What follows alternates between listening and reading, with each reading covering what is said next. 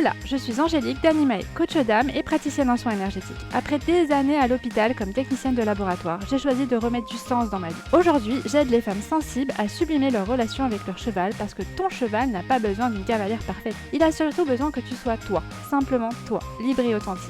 Si tu te sens perdu, que tu donnes tout à ton cheval sans vraiment t'écouter et que tu cherches des outils de compréhension, une bonne dose de bienveillance, de motivation et de bonne humeur, alors tu es au bon endroit. Parfois seul, parfois accompagné d'invités inspirants, dans ce podcast, je te parle d'énergie, d'émotions, des cycles de la nature, de développement personnel, de mindset et surtout de ce lien sacré qui t'unit à ton cheval. Alors, installe-toi confortablement et c'est parti pour l'épisode du jour. Aujourd'hui, on parle de quoi? On parle de ta vie perso qui influe sur ta relation avec ton cheval. Donc clairement, qu'est-ce que j'entends par vie perso déjà? Donc la vie perso, soit ça peut être des mini choses qui vont impacter, genre je sais pas, tu t'es engueulé avec ton mec ou d'un seul coup tu supportes plus tes gosses, donc tu es énervé contre eux par exemple, ou tu es hyper triste parce que tu t'es engueulé avec ta mère, je sais pas, des choses comme ça peut être des petits détails comme ça, ou ça peut être des trucs beaucoup plus gros, par exemple, un changement de boulot, ça peut être une séparation aussi, ça peut être, un deuil, tu vois, d'un cheval, d'une personne, de ta famille, d'une amie, voilà, ça peut être un déménagement ou ça peut être, le fait d'accompagner quelqu'un de ta famille, tu vois, en fin de vie ou qui est en train de décliner aussi.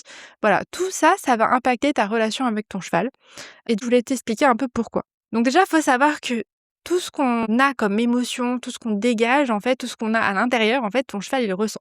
Donc ton cheval, c'est un animal de proie qui est hyper connecté à son environnement pour justement survivre. Donc tout ce que tu dégages, tout ce que tu émets, c'est des petits signaux que tu envoies, que tu te rends pas compte. Par exemple, tu vois, si on est en colère ou qu'on est stressé, on va dégager peut-être des fois des petites odeurs différentes, voilà, qu'il va sentir. Ça va être aussi dans ton attitude. Par exemple, si tu es en colère, tu vas être beaucoup plus peut-être brusque dans tes mouvements. Voilà, si tu es stressé, tu vas peut-être être un petit peu en apnée, tu vois. Donc tout ça, ton cheval, il le ressent. Il ressent tout ça et il va capter si tu es triste, si tu es stressé, si tu es en colère. Et à chaque fois qu'il se passe des petites choses comme ça dans ta vie, tu rentres dans une espèce de mini deuil. Des fois, c'est des gros deuils, des fois, c'est des mini deuils, mais ça va être des petits deuils où tu vas passer par toutes les étapes du deuil. Par exemple, au début, tu vas être peut-être dans le déni, tu vois, genre j'ignore le problème et ça, ton cheval, il va le ressentir, tu vois, que tu es en mode bah, t'es là, mais t'es pas là. Là, après, tu peux être un peu en colère parce que machin, nanana, et en fait, t'es en colère contre toi-même, hein.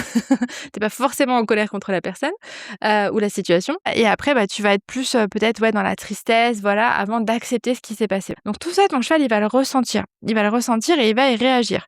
Et en fonction de l'élément de ton cheval, donc si tu ne connais pas l'élément de ton cheval, je t'invite fortement à faire le quiz. Ton cheval, il va pas réagir pareil. Donc je te remettrai le lien pour que tu puisses faire le quiz. Mais en gros, si par exemple, tu es triste, le cheval haut, par exemple, il va avoir tendance à te fuir. Il va se barrer parce qu'il veut pas de tes trucs. Il a déjà assez de ces trucs où il a peur.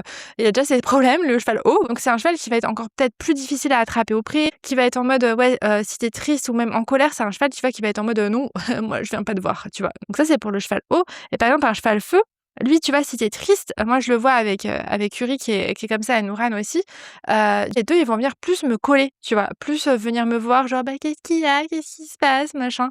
Plus collant, tu vois? Donc c'est pour ça, tu vois, l'élément de ton cheval est important parce qu'il va pas réagir pareil. Et quand tu le sais, c'est beaucoup plus simple, tu vois? Par exemple, si tu comprends pas pourquoi ton cheval feu te colle ou pourquoi ton cheval haut se barre, en fait, bah, regarde un peu dans quel état tu es et tu comprendras peut-être un petit peu plus, voilà.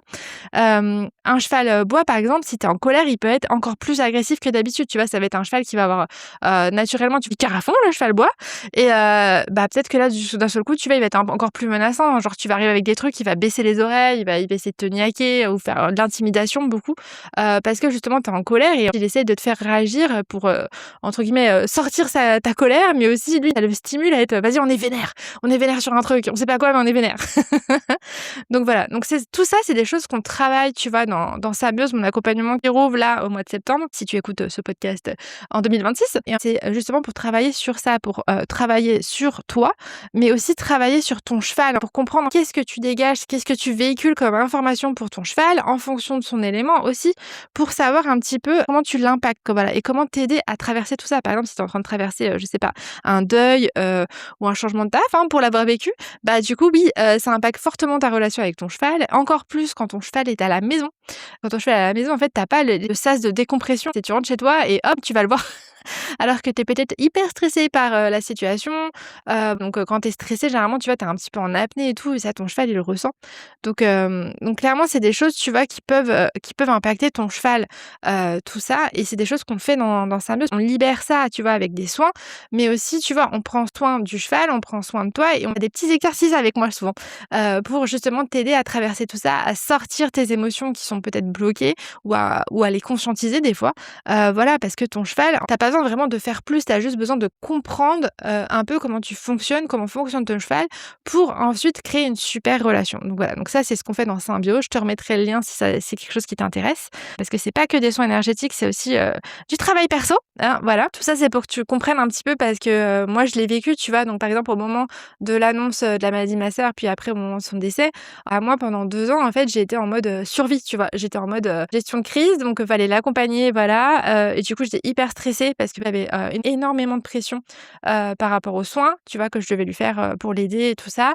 Voilà, énormément de pression aussi, pour soutenir, la soutenir elle, soutenir ma mère aussi, voilà et moi, ma jument, elle était, juste à côté et j'allais la voir et elle était un petit peu distante à cette période-là parce que justement, moi, j'étais, un peu, une comment dire? Une cocotte minute là, prête à exploser, pouf! Voilà, pareil au moment où, Uri elle a, mangé un acacia, il a été en clinique et à ce moment-là, on avait, Indy, donc c'était mon ancienne poney de club et j'ai dû m'occuper de la jument pendant qu'Uri était en mode, on sait pas trop, tu vois, si elle va s'en sortir et tout, donc j'étais extrêmement triste. Du coup, Indy, elle était haut. C'était un peu plus compliqué pendant cette période. On a eu une relation vraiment très, très distante parce que, j'étais extrêmement triste et pas bien et la jument le ressentait. Donc déjà, c'était une jument très fuyante à la base. Bah, voilà. Là, c'était encore pire. Donc elle avait juste, de quoi manger, les soins, machin. OK, tu es vivante, tout va bien et c'est tout, tu vois? J'essayais de pas trop l'impacter avec, ce que je ressentais moi à l'intérieur, parce que, je sais qu'elle, c'était plus compliqué. Surtout à cette période-là, elle était très, c'est une jument qui était terre-eau et en fait, à cette période-là, elle était très, très, très haut parce qu'elle venait d'arriver en plus. Donc tout ça, c'est des choses, tu vois, à prendre en compte, tu vois? À prendre en compte, tout ce qui se passe dans ta vie. Après, ça peut être juste, tu t'es engueulée avec quelqu'un, tu t'es engueulée avec quelqu'un au taf, tu arrives, tu es vénère. Enfin, moi, je l'ai vécu aussi, tu vois? J'avais un boulot hyper stressant à l'hôpital, j'avais, des biologistes qui me cherchaient des poux. Du coup, j'arrivais voir, Princesse Yuri et j'étais vénère, tu vois? Et elle était en mode, un peu, tu vois, pile électrique, genre: «Qu'est-ce qui se passe, machin? OK, j'ai intérêt à filer droit et tout», donc un peu trop réactif, tu vois? Un peu trop dans le trop parce que moi, j'arrivais, j'étais hyper tendue et elle réagissait juste à ce que je dégageais à ce moment-là. Donc voilà, ce que je voulais te partager, c'est pour que tu prennes conscience que vraiment toute ta vie impacte, ta relation avec ton cheval. Ta vie, tout ce qui se passe dans ta vie impacte ta relation avec ton cheval et que tout part de toi. Tout part de toi avec ton cheval, dans ta relation avec lui. En fait, en fonction de dans l'état où tu es, après ça veut pas dire que ton cheval n'a pas ses petits problèmes, hein, il a ses petits problèmes, il y a pas de souci là-dessus, voilà, mais ton cheval ne t'a pas choisi par hasard et tu ne l'as pas choisi par hasard non plus.